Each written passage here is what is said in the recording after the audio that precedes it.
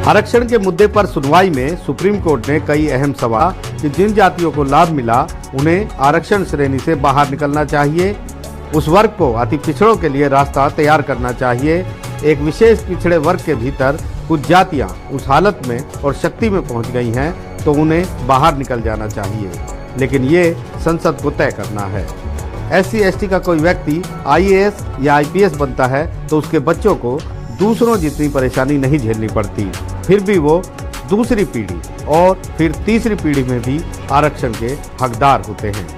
एक विशेष वर्ग में कुछ उपजातियों ने बेहतर प्रदर्शन किया है, वो श्रेणी से आगे भी हैं तो उन्हें आरक्षण से बाहर निकलकर जनरल कैटेगरी से मुकाबला करना चाहिए। आरक्षण का लाभ सिर्फ उन्हें मिलना चाहिए जो पिछड़ों में अब भी पिछड़े हैं।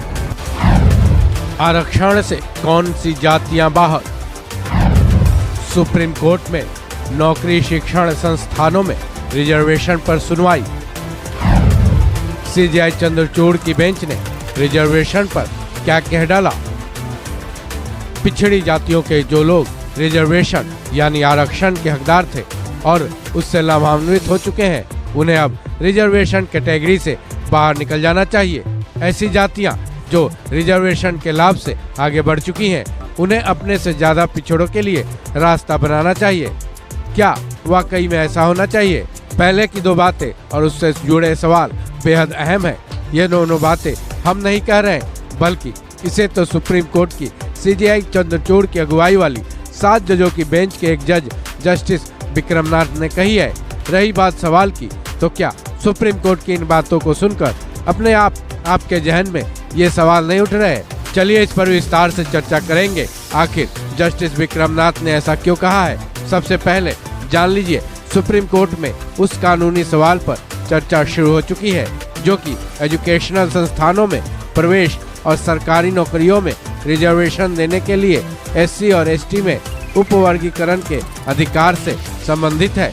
सुप्रीम कोर्ट की 7 जजों की संवैधानिक पीठ इस पर सुनवाई शुरू कर चुकी है। इस पीठ की अगुवाई CJI DY चंद्रचूड़ कर रहे हैं। सुनवाई के पहले दिन ही सुप्रीम कोर्ट की संवैधानिक पीठ ने कहा कि वो 2004 के सुप्रीम कोर्ट के उस फैसले की वैधता की समीक्षा करेंगे जिसमें ये कहा गया था कि राज्यों के पास रिजर्वेशन देने के लिए अनुसूचित जाति और अनुसूचित जनजाति को आगे चलकर सब क्लासिफाइड करने का अधिकार नहीं है। इस सुनवाई में पंजाब सरकार की तरफ से एडवोकेट जनरल गुरविंदर सिंह ने अपनी दलीलें पेश की, जिस पर सुप्रीम कोर्ट के जस्टिस विक्रमनाथ ने कहा कि इन जातियों को बाहर क्यों नहीं निकालना चाहिए। आपके मुताबिक एक खास वर्ग में ही कुछ सबकास्ट ने बेहतर प्रदर्शन किया है, वही उस क्लास में सबसे आगे है। क्या उन्हें बाहर आकर जनरल कैटेगरी से मुकाबला नहीं करना चाहिए?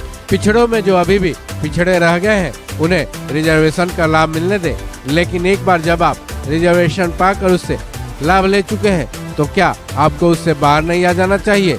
जस्टिस विक्रमनाथ की इस टिप्पणी पर एडवोकेट जनरल गुरविंदर सिंह ने कहा कि उद्देश्य भी यही है। अगर वो अपने लक्ष्य को हासिल कर लेता है जिसके लिए उसे रिजर्वेशन मिला है, उसे अब समाप्त हो जाना चाहिए। वहीं 7 जजों की संवैधानिक पीठ की अगुवाई कर रहे CJI DY चंद्रचूड़ ने भी साफ लहजे में कहा कि ये केवल क्वांटिटेटिव डेटा से जुड़े तर्कों में नहीं देनी होगी, जिसकी वजह से पंजाब सरकार को कोटे के भीतर भी 50% का कोटा देना पड़ा था।